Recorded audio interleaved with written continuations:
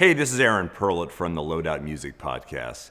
On this episode, you're going to hear an interview I conducted with Wheeler Walker Jr. And you know, a lot of people ask me, why? Why are you giving this misogynist any airtime? All he's going to do is drop F-bombs. And you know what? He might. And he might even say some misogynistic things. But here's what I believe. I think we have to listen. That's why I do this podcast, because I actually want to listen to people and what they have to say, whether I agree with them or not, whether I like their political positions or not. I'm curious. I want to listen to what they have to say and then make up my own mind.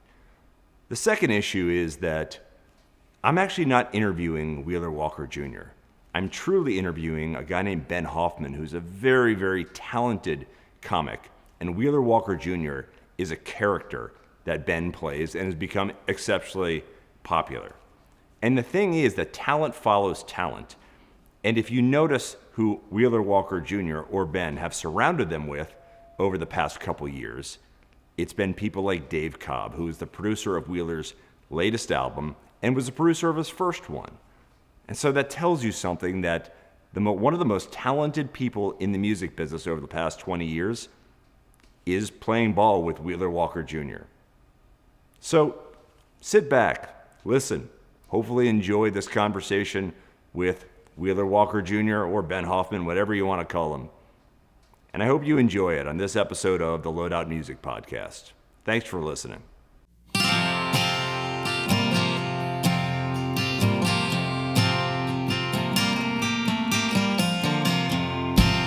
Welcome to the Loadout Music Podcast, featuring intimate conversations with emerging and established musicians, recorded at the Gaslight Studios in St. Louis. And now your host, Aaron Perlett. Welcome back to another episode of the Loadout Music Podcast. I'm your host, Aaron Perlett, and I'm thrilled to be joined by country music star Wheeler Walker Jr. today. Wheeler, what is happening, man? Aaron, my man from St. Louis. Same place as Chuck Berry, one of my heroes. Yep. You know, I had the good fortune of talking to you a couple years ago. You were playing a show, I believe at the old Rock House here, and we got to spend some time then. And I haven't talked to you since, so I hope you've been doing well, and I hope things are going well for you. Yeah, things have been great. I took some time off, and then I was kind of hoping I'd take some time off and country would kind of fix itself, but it didn't. So I figured I got to make a new album, try and fix this horrible shit that's coming out. You are needed. I got the bat signal, but it's a big fucking dick. So I saw that my services were needed, so I came back. You know, I'm amazed. You know, I've told you this before, but I've always been amazed kind of by your story and by your talent. And I think, you know, talent tends to follow talent, and this is true of your first record. This is true of your most recent album that's going to be coming out in full in April. But, you know, you've had the honor of working with, you know, one of the greatest producers in music today, Dave Cobb. Dave doesn't work with just anyone. So it's pretty clear that people who understand what you're trying to do and what the music that you play have a lot of respect for you. But I'd like to kind of go back a little bit, because, you know, people first started seeing you in about, say, 2013, and then your first debut album came out in 2016. But you know, I know you grew up in Kentucky, you're from Kentucky, but where did you get your start in music? When did that become part of your life? I moved to Nashville, you know, probably late 90s, when I thought real people wanted to hear real country. I thought they liked guitars and not drum machines, you know. Computers were just starting. You know how, like, they always say, like, it takes a while for shit to get from Nashville down to, or from New York down to Nashville. Mm-hmm. It's like all those computers hadn't gotten here yet. People were still trying to make music with drums, bass, and guitar, pedal steel. And I came down here. I thought I was going to, like I said, play and sing country music. And turns out I got here and then didn't quite hit it. I didn't realize my window was an hour long before, you know, the electronics were coming in and Pro Tools, and, you know, thank God I found Dave and we became buddies, and I found a guy who likes to record the analog and play live all my recordings are live in the studio. You know, what you're hearing is, you know, on the album is like take two, you know, we listen back to the takes and go, what was the best take? We're not splicing stuff together or auto tuning. It's just, you want better guitar sounds, get a better guitar player. That's kind of what we do. It's kind of a lost art, which makes me sad, but you know, that's what, you know, I think the last few years people have, I know I'm getting off topic. Sorry, Aaron, but No, it's fine. I think people aren't getting as good at guitar because, and same thing with they're not good at getting as good as a singer because everyone's just like, that's good enough. We'll fix it in the studio. But I got the best cats, in the game playing. I mean, these guys play with everyone. They play with, heroes of mine, Jamie Johnson. They play with Chris Christopherson, Chris Isaac. They play with Brandy Carlisle. They play with Sturgill. They play, these guys play with everyone. Travis Tritt. I could go on for hours about who Dave and all these players play with. I guess I'm honored to play with them, and I'm honored to be working with Dave, just to have him as a buddy, and to be able to record at RCA Studio A. I mean, I'm sitting there standing, singing vocals where Elvis stood, where Dolly stood, Reba was in the studio right before I got in, this is the real shit, man, and I don't want to say I'm the last man standing, but I can count them on one hand, Yeah. And I mean, unlike a lot of country singers today, I mean, I've seen you perform, you're playing an instrument as well. I mean, it's not like you're just there to lay down vocal tracks when you're playing out live. Yeah, I'm hoping to make enough money that I can get someone else to play guitar for me and concentrate on the vocals, but we ain't there yet. Like I saw Luke Combs recently on TV, and he was just singing. I'm like, and St. Garth does the same thing. I'm like, I get why he does that. Singing takes a lot out of you, but I ain't got the budget to have a guy play my guitar parts. And I honestly like playing guitar. So, until I can afford it. When did kind of music become part of your life? Were you a kid? Did one of your parents? Yeah, teenager, really. I mean, that's kind of where I get my music from. Is I always give a metaphor, which is the metaphor I always give is I remember being at my buddy's house and he was listening to NWA in his bedroom, which we weren't supposed to listen to. And in the living room, his parents were listening to Waylon. And I went to go take a piss and I came back. I remember sitting in the hallway. I've told this story a million times. And I heard the twang of Waylon and the pedal steel. And then I heard Ice Cube, spouting crazy shit. I remember just staying in that hall, like, what if these two things, like, what if Ice Cube was singing on this Waylon track? It just like because, obviously when you're a kid, that shit hits you hard, Yeah. I mean, it's made to shock kids like me. That's why we listen to it low so our parents couldn't hear it. So I kind of like that kind of shock factor of, you can't say George Carlin, the words you can't say. Well, I'm going to fucking say it, and that's kind of what those guys did. All my country heroes were just like, they got out of Nashville. They went to Texas. Whatever their version of what I'm doing was, we want to do it our way. We're not playing by these fucking Nashville rules. And what they didn't have was what I got this day and age, which is they needed a record company. I don't need one. Yeah. I just make whatever I want to make. I put it out. We, digitally drop it off to Apple, iTunes, Spotify, whatever the fuck it is. And I don't have to, people go, how did you, didn't anyone get pissed about the censoring of it? I'm like, I'm the boss. I record it. We mix it, we master it. That's it. I got the tape, the master tape. I turn it in. Ain't nobody give me notes on nothing.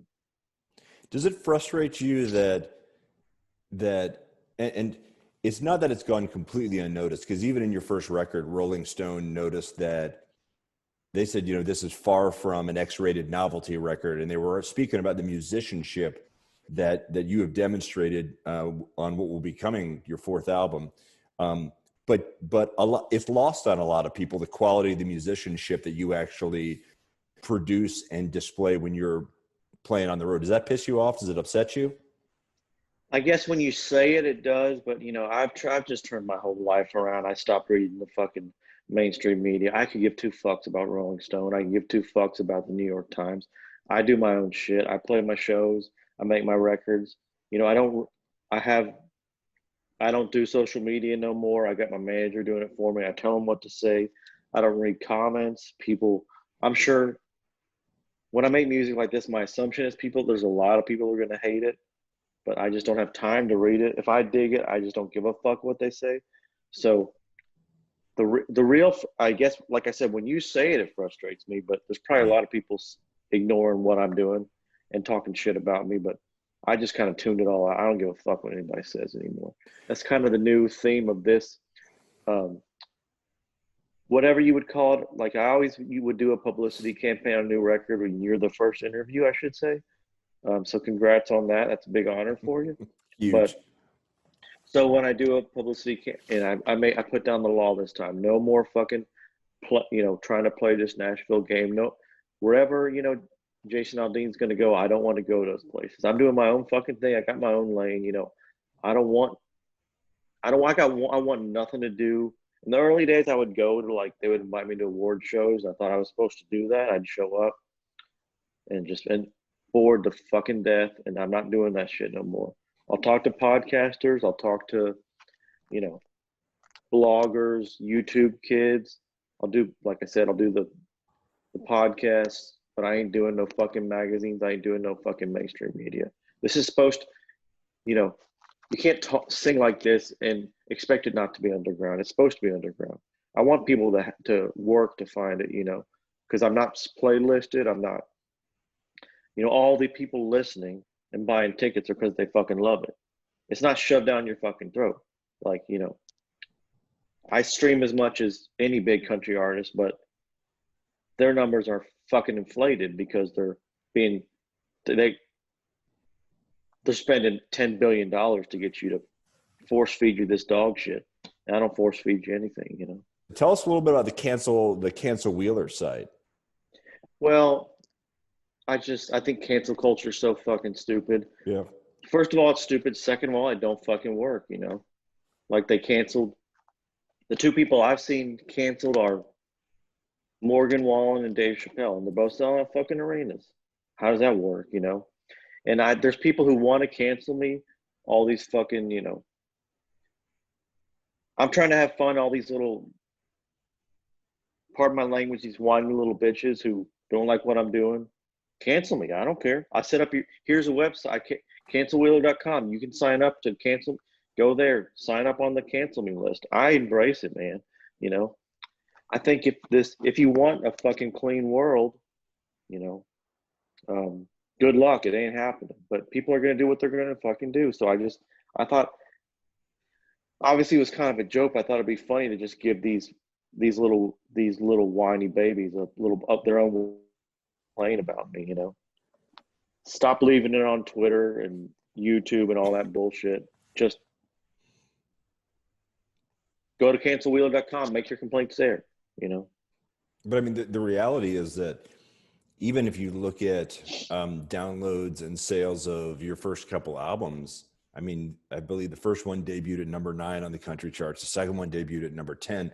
I mean, you've always found an audience, regardless of whatever the topics you might sing about. You have always been able to find your audience. They've always been able to find you and demonstrate people love real shit. I mean, it's not very. If you ever listened to Florida Georgia Line and Wheeler Walker Jr. back to back, it's pretty obvious which one is country music and which one is authentic. I mean, Florida Georgia Line is fucking garbage, and if that's the alternative, of course I'm going to stand out. I'm not bragging. I'm just saying, I'm singing real shit, and they're singing about fucking cool, Natty Light in the back of a fucking pickup truck. Shit, nobody with their fucking brain on their head would ever listen to. So it's just like people, like you said, people are gonna find it. I just got a call the other day that "Fuck You Bitch" went gold. We're playing with the big boys now. They don't want me to, but we're doing it. You talked. I'm glad you brought up Florida Georgia Line because they actually recently announced they're going to take a break as a band. But you talked earlier. I take credit for that. As you should, if Sam Hunt would only join them. But you talked earlier about this chasm in music, rather, of specifically within the country, where you have this kind of pop country, and you have, whether you want to call it outlaw country, southern rock, influence country, but more so we'll say the outlaw country, and you obviously fit into that. What is kind of, in your opinion, kind of driven that wedge within Nashville? Because Nashville's become a town around pop country music, whereas you've got people like you and Sturgill, and there's a lot of great outlaw country music out there that it finds its audience the way you have, but it's still over the airwaves is very hard to find. Well, I got this ZZ Top hat on right now. It's like, listen to ZZ Top, not Florida Georgia Line. That's the way I look at it. People just like real shit. I don't think it's, to be honest with you, I don't think it's country. I think it's rock. I think it's pop. I think the good shit's just gone. Like I said, I think computers made it too easy to make out. I think and I do think streaming made it too easy to put your album out. I think the barrier to entry is just so fucking low. And you got I was talking with my wife the other day about, there's just people who I was actually we were talking about, because I was watching an interview with Bun B from Underground Kings, hip hop artist who I love, was talking about, you want to be rich or you want to be famous?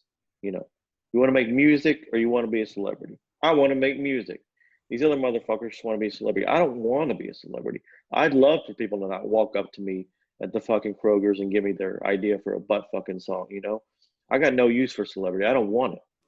But some people, what you're hearing on the radio, what Spotify's shoving down your fucking throat, it's just TikTok dipshits who want to be famous. These kids don't give a fuck about anything but wanting to be famous. So they're just following a fucking formula, and they're all shitty. They got nothing to say. If you were to sit these fuckers down, I don't know who the guy is. I mean, have you heard, what was the last good rock tune you've heard? I grew up on Zeppelin. I grew up on Guns N' Roses. I love Soundgarden. I love so much fucking rock. Give me a good rock album. I'll listen to it. I was actually listening to Spoon the other day. You know that band? They're really fucking good. I'm like, man, it shouldn't be that hard to find a good rock album. Like Spoon shouldn't. There's going to be two good rock albums this year, and one just came out. Like I worry now. Like, don't spend too much time listening to it, because it's all you're going to fucking get. It's like you got to get on a good music diet. Watch your calories, because this shit ain't. I just think it's gonna go away. I think there's too many dipshits. The world's becoming a lot dumber of a place, and for every one of those dipshit TikTok stars with their stupid fucking songs, there's a billion idiots listening to it, and that's a lot of fucking idiots. So where is the place for Sturgill or for Tyler? I don't know. Could it be disappearing? It's possible. Yeah, right now the only place you can really find it is on Sirius Outlaw Radio. You find those artists. You find maybe Willie's Roadhouse, but it is hard to find it on the air. Well, I wonder. I don't know how. I don't want to ask your age, because that is rude. But I think maybe I'm starting to kind of realize. I think I'm just getting old, and I just like music used to be better. I think it's with all genres. I listen to pop. I go, man, Michael Jackson was way better than this, before I knew about the kids. But, or I'll listen to rock and go, Zeppelin was way better than this. Or I'll listen to, the other day I was listening, I was like, I'd like to find like a new hip hop artist, but all I'm listening for is to find the next Run DMC. So why not just listen to Run DMC? Same thing with country. If I'm why am I wasting my time looking for the next Waylon? Just listen to Waylon. I got them all on my fucking phone. So I just think it's just, I think good music is just, it's now shit for museums, Well, I think to your point, I do think that technology has really damaged music, because you kind of nailed it when you said the barrier to entry has really reduced, but also just the quality of how people are making music. And I want to take that to jump back into your relationship with Dave Cobb and just talk a little bit about the experience you just went through over the past year in putting together your new record, which should be coming out in mid-April. What is that like being in studio with Dave and just the experience you go through? Can I be honest with you? It's the way I like to consume music, and actually I just talked to Leroy, who plays guitar on it.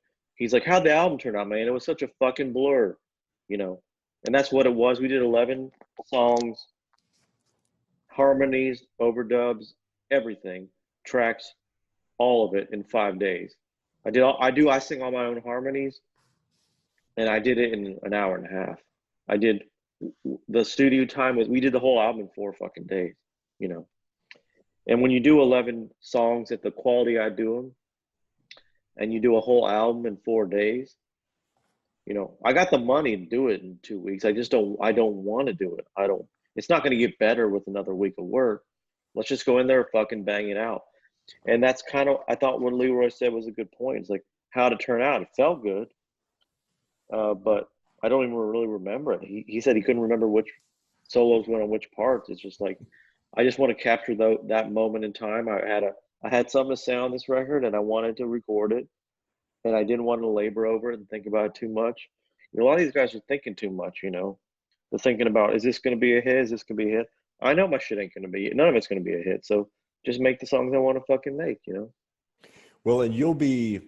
I think one of the exciting things about this when it comes out is that, and from what I gather, you're really excited about this, but you're going to headline a show at the Ryman to really kick off this comeback tour, and you're going to be going to places. You'll be playing in Nashville, but Little Rock, Fayetteville, Cleveland. You've got a nice long tour that's set up to support the record.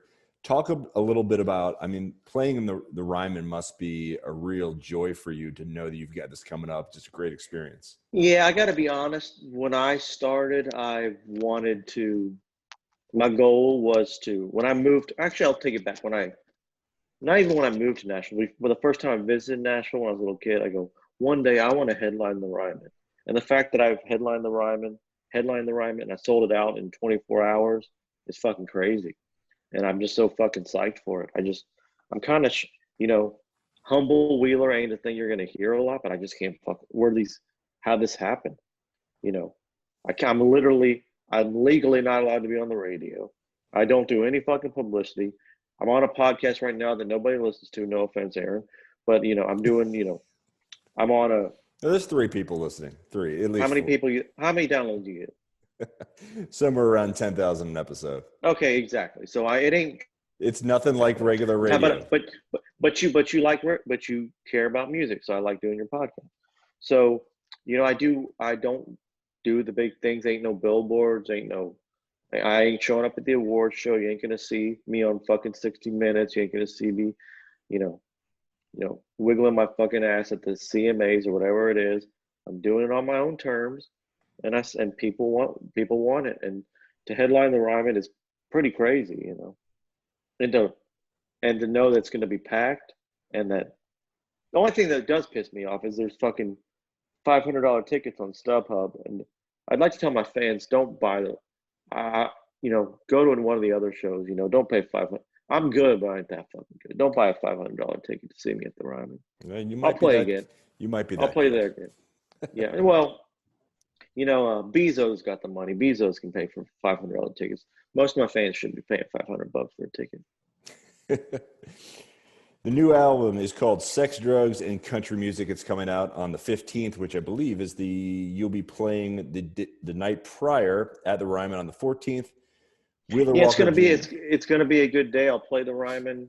I'll headline the Ryman, sold out on the 14th, and then if the show runs into midnight, then the album's on sale while I'm on stage. Should be cool. Wheeler Walker Jr., it has been really a privilege and great catching up again. You and I spoke a couple years ago, but it's great to talk to you. You've been really good to me, man. I really appreciate what you're doing, which is talking to and interviewing non-shitty artists, and I'm happy to be in that non-shitty crowd. Thanks so much for being on the show, man. I appreciate it. Of course. Anytime. But not anytime, but when I'm around, and I have the time. Fair enough. Hey folks, if you made it this far, and judging by our numbers you haven't, thanks for listening to the Loadout Music Podcast. You can always find us at loadoutmusic.com and then wherever you like to get your podcasts like iTunes or SoundCloud. And of course, as always, thanks to Gaslight Studios for hosting us. Have a good one.